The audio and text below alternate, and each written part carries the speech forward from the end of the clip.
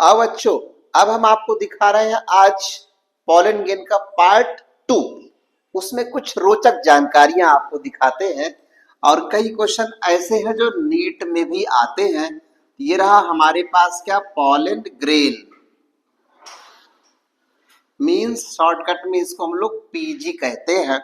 तो pollen grain जो है रिलीज हो चुका था कहां से, माइक्रोस्पोरेंजियम से, एंथर से बाहर निकला पॉलन ग्रेन। और अब पॉलन ग्रेन जब बाहर निकला था तो उसमें हम लोग देखेंगे पॉलन ग्रेन के पास न्यूट्रिएंट्स भी होते हैं। तो यहाँ पे पॉलन ग्रेन के पास क्या है, न्यूट्रिएंट्स। तो अब न्यूट्रिएंट की बात करें तो न्यूट्रिएंट्स जो पॉलन में होते हैं उससे हम लोग बनाते क्या है, यहाँ पे पॉलन टैबलेट्स बनाए जाते हैं। क्या बनाए गए, पॉलन टैबलेट बनाए गए।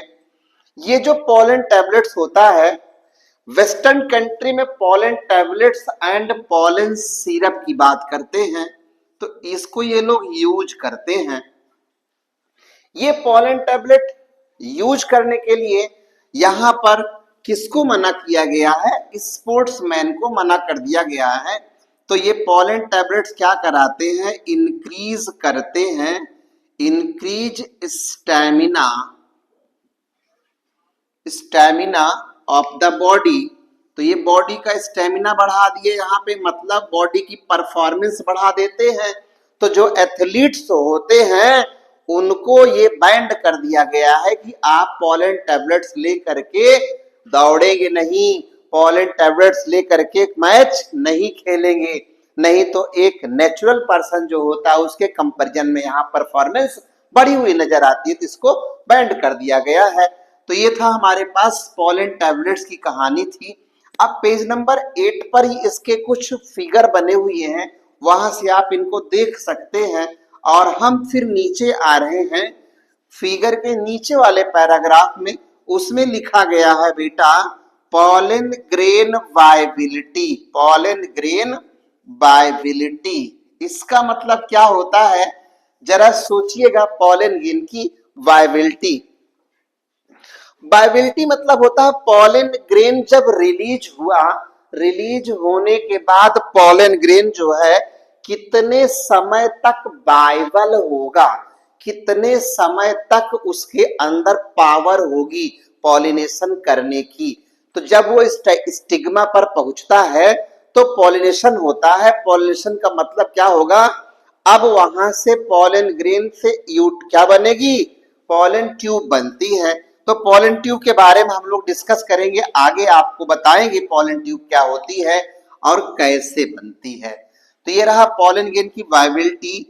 कुछ प्लांट में इसकी वायबिलिटी जो होती है यहाँ पे दिखा गया है अकॉर्डिंग टू एनसीईआरटी। यहाँ पे प्लांट आपके पास है in wheat and rice, in wheat and rice pollen grain viability जो है ये कितनी होगी, यहाँ पे 30 मिनट्स होती है। पॉलन ग्रेन की वायबिलिटी कितनी हो गई, 30 मिनट्स होती है। और यहाँ पे इन सम फैमिली, कुछ फैमिली ऐसी होती हैं जिसमें नाम आता है रोजेसी का, रोजेसी है, सोलेनेसी है और लेगुमिनोसी है। ये 3 फैमिली का नाम दिया गया है बेटा। लेगुमिनोसी, तीनों फैमिली में वायबिलिटी जो होती है वो कितनी होती है, फॉर मंथ्स, महीनों होती है इनकी वायबिलिटी। किसमें, रोजेसी, सोलेनेसी और लेगुमिनोसी होता है। और राइस और व्हीट में वायबिलिटी जो होती है वो 30 मिनट्स की होती है। यहां तक तो जानकारी आपको मिली। इसके आगे भी आपको एक बात बतानी है कि पॉलन ग्रेन को प्रिजर्व किया जा सकता है। तो पॉलन ग्रेन को हम लोग प्रिजर्व करते हैं। प्रिजर्व करने के लिए यहाँ पे हम आपको एक पॉइंट दे रहे हैं, उसे कहते हैं क्रायो प्रिजर्वेशन। नाम क्या आया बेटा इसका, क्रायो प्रिजर्वेशन। मतलब पॉलन ग्रेन की बात करते हैं तो यहां आप लिखेंगे प्रिजर्वेशन ऑफ पॉलन ग्रेन। अगर ये नहीं लिखा मिलेगा तो यहां मिलेगा जर्म प्लाज्म। इसकी जगह आप इस स्पर्म को भी कर सकते हैं preserve at very low temperature, at very low temperature -196 degree centigrade, -196 degree centigrade in liquid nitrogen. Liquid nitrogen का यूज करेंगे, टेम्परेचर -196 डिग्री सेंटीग्रेड होगा। इस टेम्परेचर पर पॉलन ग्रेन्स को प्रिजर्व कर देते हैं। ऐसे प्रिजर्वेशन के लिए टर्म यूज करते हैं क्रायो प्रिजर्वेशन। तो ये रहा हमारे पास क्रायो प्रिजर्वेशन और ये रहा पॉलन ग्रेन की वायबिलिटी। और अब हम आपको बता रहे हैं कि पॉलन ग्रेन की स्टडी हम लोग जिस ब्रांच में करते हैं उस ब्रांच का नाम आपको बता दे, नाम लिख लीजिएगा, पैलिनोलॉजी। क्या नाम होता है उसका? पैलिनोलॉजी होता है। तो ये हमारे पास आ गया पैलिनोलॉजी। इसे कहते हैं study of pollen grain, study of pollen grains. इसका नाम होता है क्या? पैलिनोलॉजी। और इसी के साथ एक हमने कहा यहाँ पे पैलिएंटोलॉजी की बात कर देते हैं, मिलता हुआ टर्म है, तो स्टडी ऑफ फॉसिल्स हो जाता है। यहीं से एक फिर टर्म आपके पास आएगा पैलियो बॉटनी, नाम है इसका study of fossil plants, study of fossil plants. फिर एक टर्म आएगा आपके पास, उसका नाम होता है पैलियोजोलॉजी और इसे कहते हैं स्टडी ऑफ फॉसिल एनिमल्स।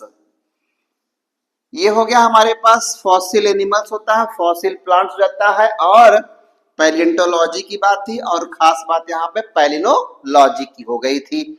तो पॉलन ग्रेन्स से रिलेटेड हमने सारी बातें आपको बता दी है और भी बातें इसमें कुछ बाकी हैं। जो बातें बाकी हैं उसमें से आपको मैं बताऊं, एक तो हमने बताया था इसकी स्ट्रक्चर और इसके कुछ क्वेश्चंस होते हैं।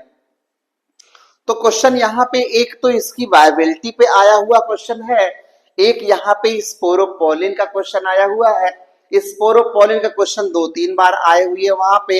एक बार यहाँ पे टेम्परेचर की बात किया था, यहाँ पे cryo preservation of pollen grain eight which temperature, तो आप बताएंगे वहां पे -196 डिग्री सेंटीग्रेड टेम्परेचर होता है।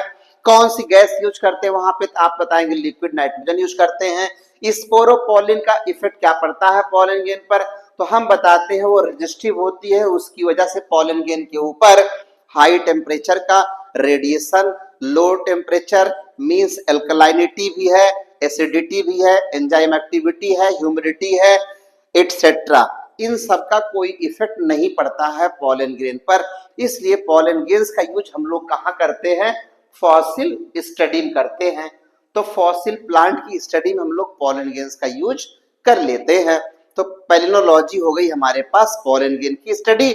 अब पॉलन ग्रेन कुछ प्लांट के ऐसे होते हैं जो क्या करते हैं? एलर्जिक फीवर करते हैं, ब्रोंकाइटिस होती है और क्रॉनिक डिसऑर्डर में वहां पे अस्थमा होता है और ब्रोंकाइटिस होती है। इस तरीके से कुछ डिजीज होती हैं जो क्रॉनिक फेज में चली आती हैं। तो ये था हमारे पास पॉलन ग्रेन की स्टडी के बारे में। इसके बाद पॉलन ग्रेन्स के बाद आगे हम लोग देखेंगे कैसे पॉलिनेशन होता है। तो पार्ट 1 पार्ट 2 में आपने पॉलन ग्रेन का देखा, तो पॉलन ग्रेन के बारे में, परागकणों के बारे में हमने आपको बता दिया। अब ये परागकण बने थे और निकले, अब यहां से स्टिग्मा पर जाएंगे। अब स्टिग्मा पे जाएंगे, इसके लिए हम लोग नेक्स्ट एपिसोड में फिर देखते हैं वहां पे पॉलिनेशन कैसे होता है, परागण कैसे होता है। धन्यवाद।